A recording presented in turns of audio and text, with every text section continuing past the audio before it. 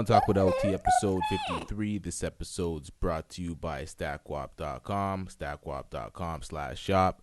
Shop for your newest SGE StackWap apparel. We uploading that shit soon. We're going to have SGE toques just now. We don't got that yet, but because we out of stock, but we're going to get some new designs, a whole bunch of new shit. So, yeah, keep it locked for that shit. We got that shit coming soon. All right, so first topic out the gates, we got Colin Kaepernick.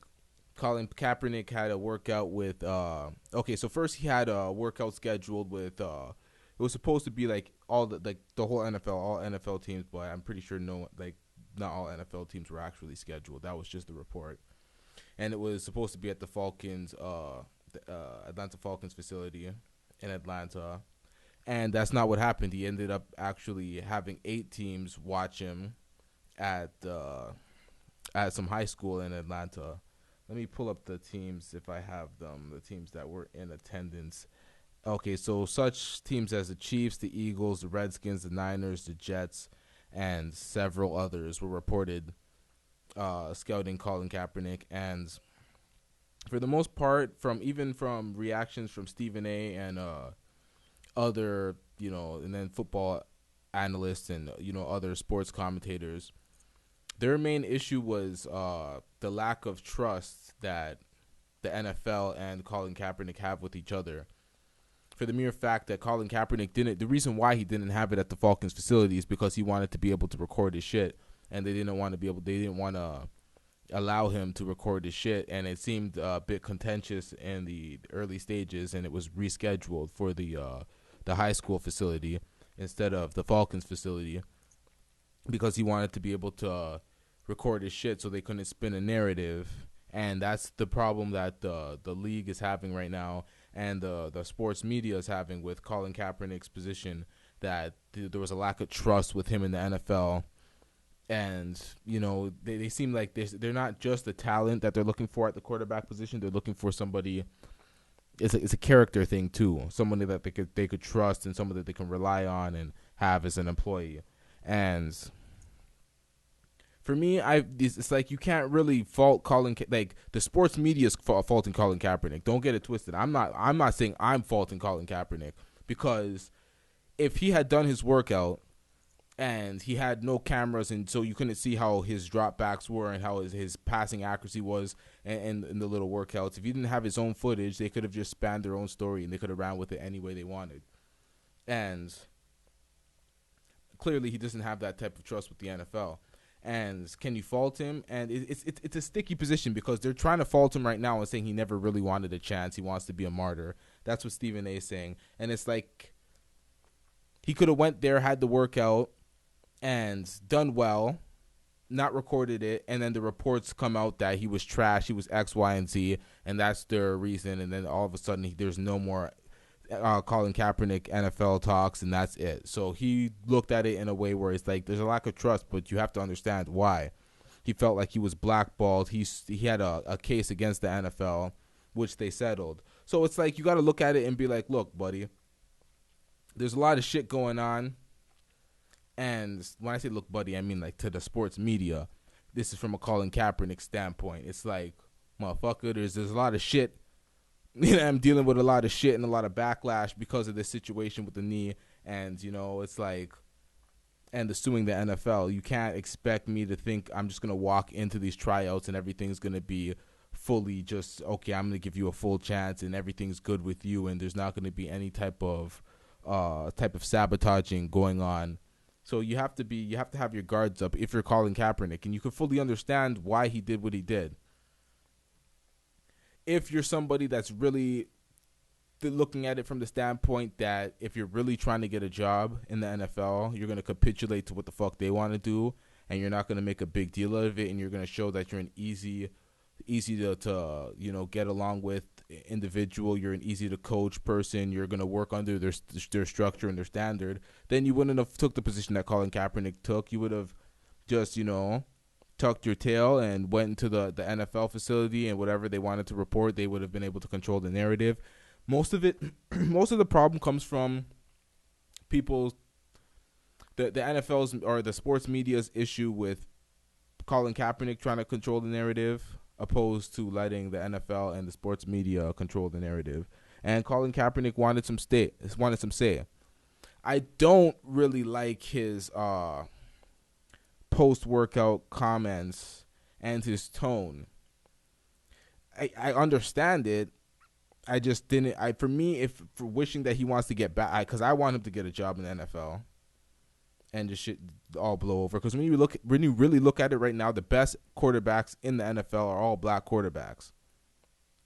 You have Lamar Jackson, you have Russell Wilson, you have Patrick Mahomes. These guys are leading the league in the MVP race. If you're really looking at it, you can't really deny that the black quarterbacks are, making their mark in the league. You have Dak Prescott. Yeah, I'm saying some of these dudes is mixed, like Dak, and pretty sure Colin Kaepernick's mixed, but black is black. Black is black. Okay, so yeah, man. It'll be great to have Colin Kaepernick back on the roster, but I don't know what's gonna go out of all of this shit. I don't know what's gonna happen. Pretty late in the NFL season. Who knows who's gonna pick him up? Some teams are in desperate need of some quarterbacks, because there's some absolute dog shit out there. But we'll see what happens. I'm not on the. For me, I can't just say, "Oh, he wants to be a martyr," because if he just wanted to be a martyr, I don't think he would have been in contacts with the NFL or even trying to be or staying football ready, being in that type of shape, if he didn't want to actually play football. So with that narrative, I'm not really going with that. So yeah, that's all I got to say about this Colin Kaepernick situation. I'm not going to stay on this shit too long.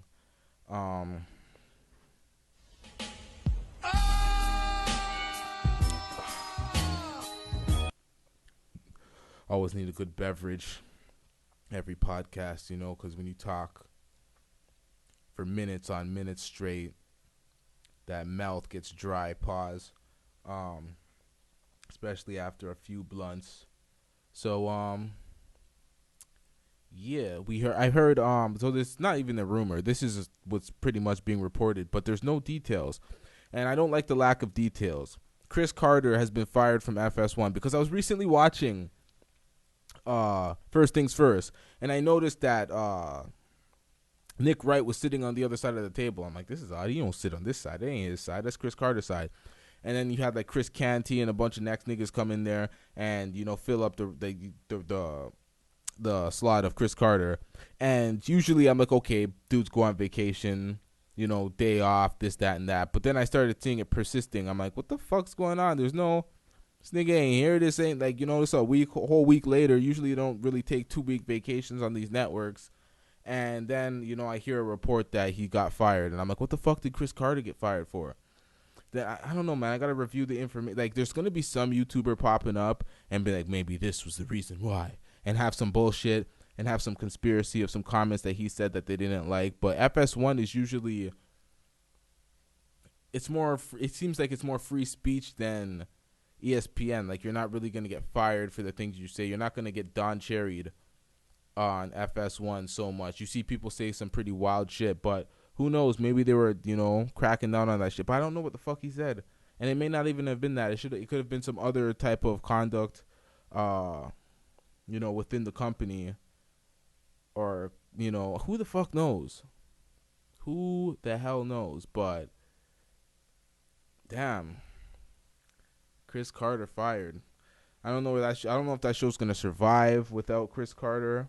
I don't know if he was the main person driving that show. I don't watch First Things First that much. I don't have all that time in the world for everything, but I do watch their show from here to here, from there and there, whatever the fuck I'm trying to say. But yeah, found that interesting. If anybody wants to shoot me the details in the comment section, because I know some people want to give me paragraphs on paragraphs in the comment section, detailing what the hell's going on in the situation that I'm talking about when I don't know what the fuck I'm talking about. So if you want to help me out, feel free to leave a report of what the hell happened in the comment section if you know.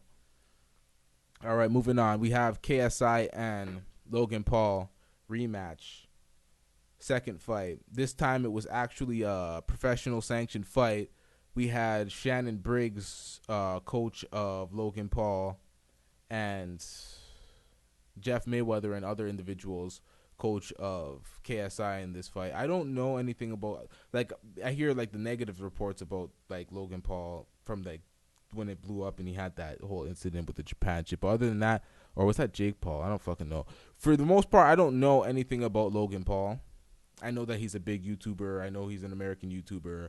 I know he has his, millions of views. But other than that, I don't know any details. I don't really know what he YouTubes about. I don't know anything about him. I know KSI. I watch KSI on YouTube. I see him in the Sidemen, and I see their little YouTube thing going on. So I know a bit more about KSI going into this fight than Logan Paul. Going into the fight, let me fix this mic. All right, going into the fight, I would have thought, for me, I was thinking KSI was going to win the fight. Strictly because I seen the first fight, Logan looked like he had like a bit better form, but he didn't have any seemed like he was hesitant a lot in that first fight. He gassed. He had his arms down a lot. He didn't seem like he had the endurance, and I knew he would fade in the later rounds. I thought he would fade in the later rounds of the second fight. So I didn't really have confidence in his endurance. So I kind of felt like KSI would win the second fight. And I knew KSI was transforming his body more than Logan Paul. Logan Paul was already built in his body, set in his body. He was more working on his technique and shit. And, just having the mentality of being a boxer. KSI worked on his body a bit, got in better shape. He worked on his boxing techniques, obviously, because he worked with Jeff Mayweather. None of these guys were polished boxers going into the fight, during the fight, currently. But, that was a professional bout. KSI is now 1-0. Logan Paul is 0-1. They're saying there's controversy to the fight because Logan Paul got robbed of 2 points. Not robbed of 2 points. They took 2 points from him because he hit KSI on one of the knockdowns going on his way down, and he kind of held his head. So I don't know if that's why it was 2 points, but he took 2 points. But he got 2 points for the knockout. So it's like knockdown. So it's a 10-8 round. Then you lose 2 points. So that round ends up being an 8-8 round. I don't know how, he lost by split decision. One of the judges actually had KSI winning by, I think, 3 points. So it was like a clean win for KSI on one of the judges' scorecards. The other one had him barely. The other one had Logan Paul barely. So it's like split decision.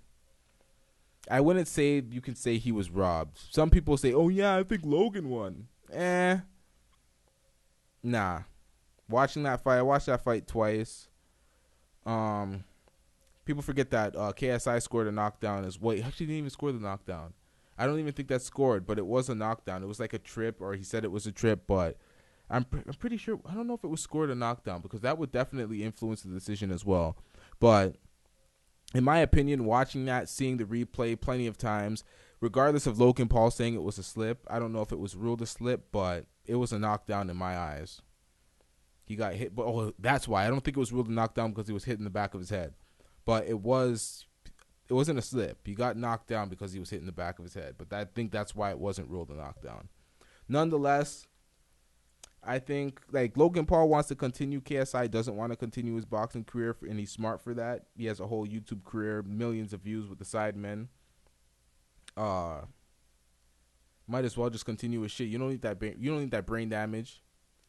You don't need, you know what I mean? All that fucking, the concussions and shit and all that CTE and shit you get from fucking boxing and fucking up your speech and all that shit. You don't need that.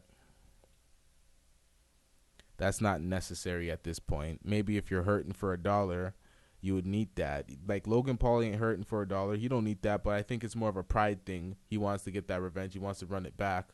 Get a trilogy going with KSI, and it does make money, so might as well. They had actual professional boxers on the undercard, and it made them money. It was a good belt. For the most part, when you see YouTubers like that actually having pay-per-views and actually making money from their fights, it's like, damn. It's not going to be the most coordinated fight, but sometimes those are the most entertaining fights to watch. Niggas just swinging for the fucking, swinging for the fences.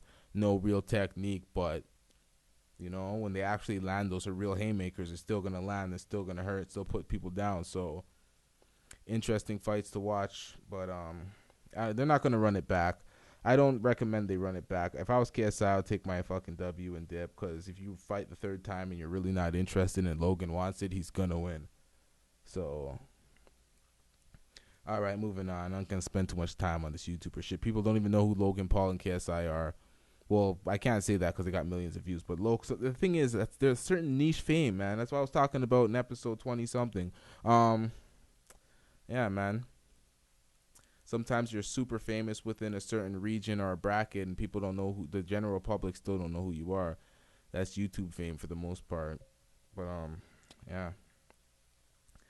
All right. What else? What are you gonna talk about for the rest of this shit? Okay. Me personally, when people were comparing, it wasn't really even people. It was just the Joe Budden podcast. They were comparing Tory Lanez to Bryson Tiller, and I'm like, really? I don't think Bryson Tiller had the output to compare him to someone like Tory Lanez. Like, Tory Lanez has been out for a long time. He's put out a lot of records. He has a lot of quality shit. He raps, he sings. I get it. Bryson does that shit too. Maul said he has a classic album. Classic is used loosely a lot, but it's pretty much, for me, I haven't listened to the album, so I'm not even going to say shit. I haven't listened to as much Bryson as I listened to Tory Lanez, but there's way more Tory Lanez to listen to than there is Bryson, and there's way more hits. So it's like, for me, I felt like it was disrespectful. I'm like, really? You're comparing Tory Lanez to Bryson Tiller? Like, Bryson Tiller's nice and all, don't get it twisted, but Tory Lanez, for me, I always felt like Tory Lanez was on like a different level. Especially being a Toronto artist, I felt like he was like one of the top artists in the game, rapping, singing, doing both. It took him a long time to get his recognition, but currently, and for the past like how many years, I feel like he's been, he's made some slaps. So it's like, I don't even understand. For me, I didn't understand the comparison. I was just like, wow, I felt like you would have compared Bryson to someone that, like, for me, when Maul said, oh, he has a classic album, Tory Lanez doesn't have a classic album. Even if that's true, even if Bryson's album is classic, which I haven't heard his full album, so I'm not even going to comment on that. How many albums do you have? I remember Maul saying that Rick Ross was better than 50 and he had a better discography than 50, but we don't acknowledge that 50 has one of the best hip-hop albums ever, one of the best albums ever, Get Rich or Die Trying. Instant classic. So it's like, when you have an instant classic like that, I don't understand why it's not weighed the same way. Like when you weigh Bryson Tiller's classic to Tory Lanez's entire catalog, which is like 10 times the amount of output as Bryson Tiller. So it's kind of like, it's an unfair comparison to both, because it's like, I wouldn't want to be compared to a nigga that has like 30 more albums or 30 mixtapes compared to my 3. You know what I mean? It's like, it's not, I don't know. I don't like the comparison. I wouldn't do that to Tory. I feel like Tory's on a different level. No disrespect to Bryson. That's just where I'm at with it. All right, moving on. Drake getting booed at this festival.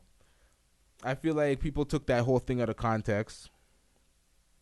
That whole festival. Well, even if they took it out of context, knowing that Drake was supposed to perform set amount of songs, he went over his time period, and he kept asking them, and they were looking forward to Frank Ocean, and it was only a select few in the crowd that were booing, and no one really roared for him, so he said thank you and went off or whatever. So it was like, yeah, he kind of got booed off, but for me, for the most part, it's like, if you're at a festival and Drake's performing X amount of songs, just let the nigga perform. It's like, you weren't expecting him to come, and he's one of the biggest artists in the world, and he's going to come and perform his songs.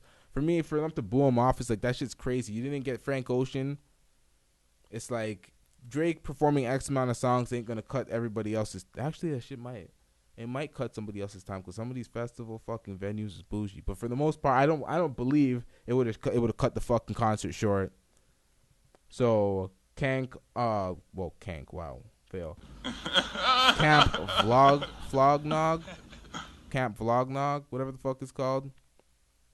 Different type of audience. I don't know, man. For me, that's just trash. Whenever I see someone, like, I don't know, the fans are trash for that. I feel like Tyler was kind of half-assed with his calling his fans out. He was kind of like, low-key, that was funny, kind of clowning Drake type of shit when he had that little comment at the end of his sentiment he had on Twitter. But for the most part, I don't know, man. If it wasn't your audience, who the fuck cares? Everybody has gotten booed off stage at some point in their career. It's just wild that one of the biggest artists in the world will get booed off when they're trying to perform their shit. But he did it graciously. He left. He didn't cuss off the fans. He didn't be extra. He's just like, fuck it. Y'all have a good night. And,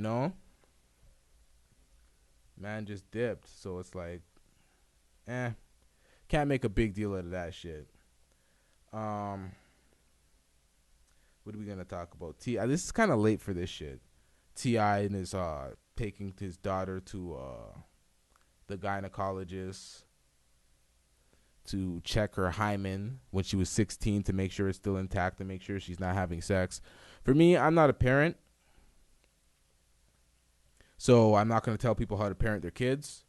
That's number one. Number two, I don't think you should have made that type of shit public, because that's the type of shit that even if you do that, and that's your decision to do that, you should probably keep that shit to yourself, because the residual embarrassment factor that it rolls on to your daughter of, everybody in her community and her classmates and her friends and shit knowing that she's a virgin, and her father monitors her shit like that, and people knowing that she's on lock and key might make her rebel. Who the fuck knows? I'm not trying to parent anybody else's kids. I'm just saying that the effect of making that shit public may have not been the wisest thing to do. For me, I always had for me, I would, if I was or for me being a father, I'm not going to have my daughter have some male gynecologist. That's just my thing. Beyond everything, like I'm the weird person that took the weird stance on this, and no one's been talking about that, but I'm not going to have my teenage daughter getting checked out by some grown-ass man with his, who the fuck knows, you're a doctor, whatever, but who the fuck knows what type of weird perv type of thoughts these like who the fuck knows? I'd just rather have a female gynecologist, look over my daughter. And if I was a woman, I'd rather have a female gynecologist than a weird pervy man. That's just me. If I was a female, but I don't fucking know, so who the hell cares? Whatever. That's just me. That's the weird place I took it with that shit. But at the end of the day, I'm not gonna tell a man how to parent his daughter. She's 18 now. I'm pretty sure that shit stopped now. That was just something that he was doing when she was 16. I feel like for it to blow up that much and kind of take over the whole Trump impeachment shit, it's kind of crazy. It kind of took over that whole story, because it really seemed like people were crying for Trump's impeachment for months and months and months. And then all of a sudden the impeachment trials begin, and, these things are starting to make headlines, and T.I., parenting his daughter in a quote unquote weird way is big enough to take over the headlines and take over everybody's concern about what the fuck's happening with Trump's impeachment.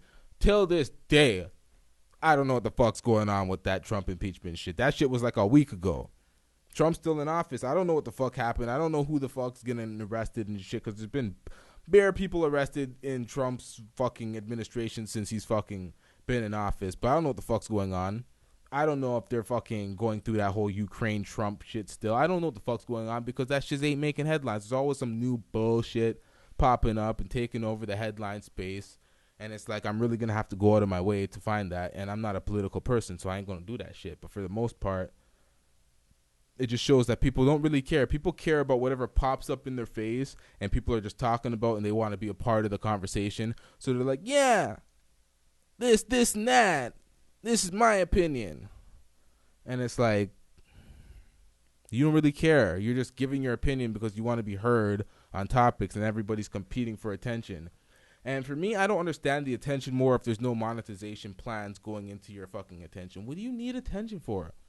Why do you need to be getting 58,000 retweets or likes on something that you're thirsty to fucking, steal from somebody else because you've seen it catch some momentum? So you're like, oh, I'm going to post this shit. I have this fake opinion just for attention. It's like, what do you have to monetize? You're just that thirsty for attention? I don't get certain people on the internet. I don't understand internet communication sometimes. Shit's weird. People are weird.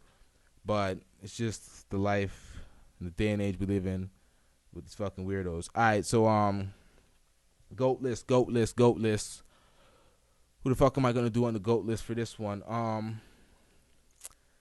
I don't want to do this again. I don't want to mention my goat list and then save it because I have different opinions. But for the most part, I'm going to go ahead with this GOAT list because it's safe to say that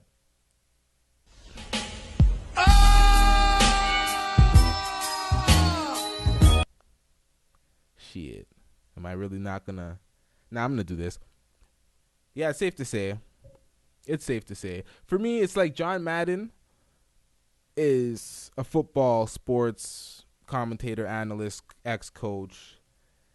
It's like, for me, for me, the best voice in sports, the best voice in sports media, commentator, the best sports personality on the airways right now, not even right now, of all time, is Stephen A. Smith. And I say that, yeah, he specializes in basketball more than anything else, but he talks about football, he talks about baseball, he talks about boxing, he talks about everything. Stephen A. Smith is the hardest working man in sports entertainment when it comes to appearing on First Take, appearing on The Jump, appearing on whatever fucking show ESPN has at the time, appearing on late night, morning, evening. You have people like Charles Barkley making jokes about ESPN slave Stephen A. He wouldn't do any slave type of contract like that. For me, it's like, yeah, people have their favorites. Like, oh, I like Charles Barkley the best. Oh, I like this show the best. But for the most part, or Skip Bayless or certain things, it's like they like to the antagonizing ways of Skip Bayless. Certain people like their favorites, but it's safe to say, really and truly, and he's the highest paid for a reason. His top 5 lists and all that shit, the impact. People want to say he's a screamer, but he's just passionate. But we don't say that shit about white folks when white folks are fucking passionate. They want to say, oh, screaming A. Smith. They don't say that shit about any fucking loud fucking white talking person on sports, but it's just screaming A. Smith. But whatever. Stephen A. Smith, hands down for me, easily. There's no sports YouTuber. There's nobody in competition, really and truly.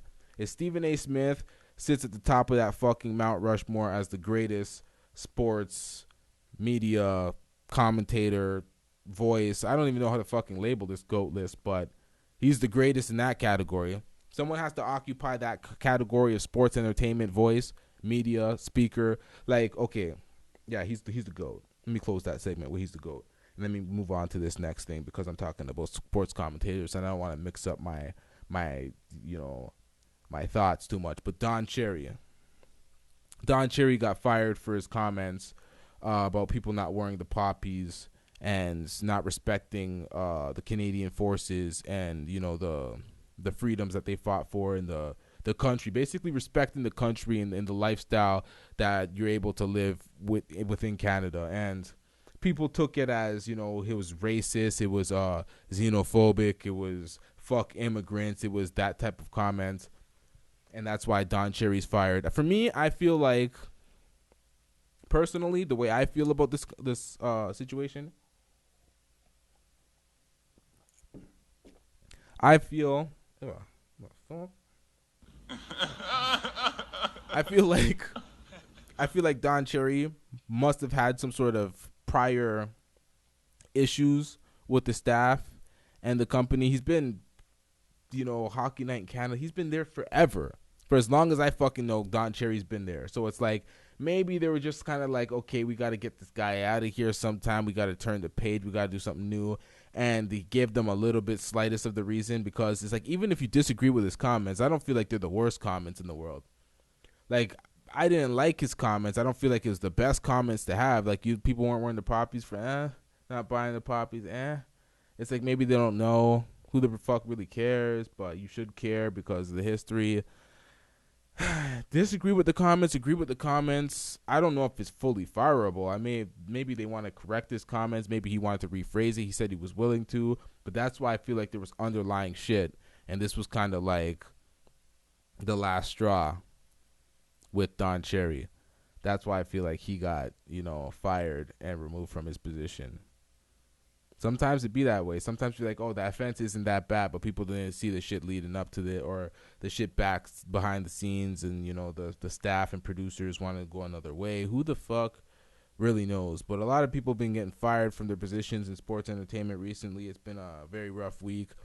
Before I close the show out, I recently had a video, or not even a video. It was a topic on the podcast. It was a clip that did some numbers.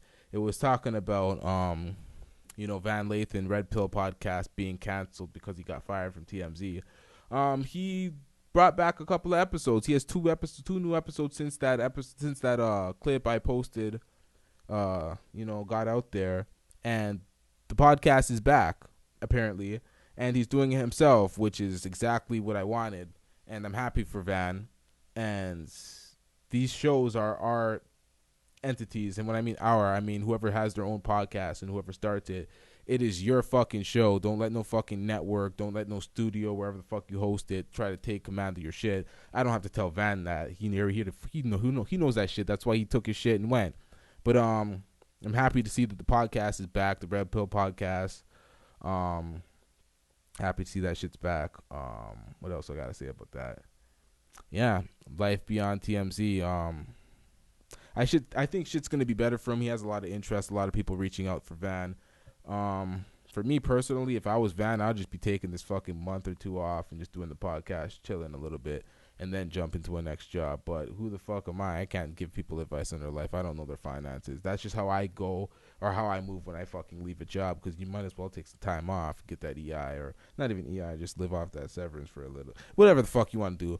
Whatever. It's just good sometimes to just take a break after you get removed from a job before you get into another job.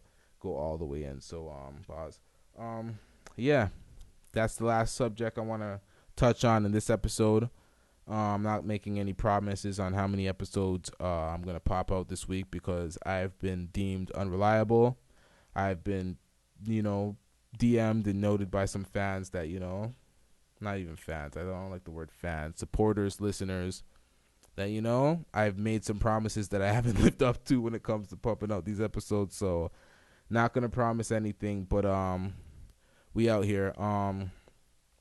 Yeah. Make sure you subscribe if you haven't subscribed. Like the podcast. Leave a comment on anything you want to talk about specifically. And, spread the word. We're trying to grow out here. We're trying to get to them 1,000 subscribers. So, yep. Blunt Talk with LT episode 53. Yep.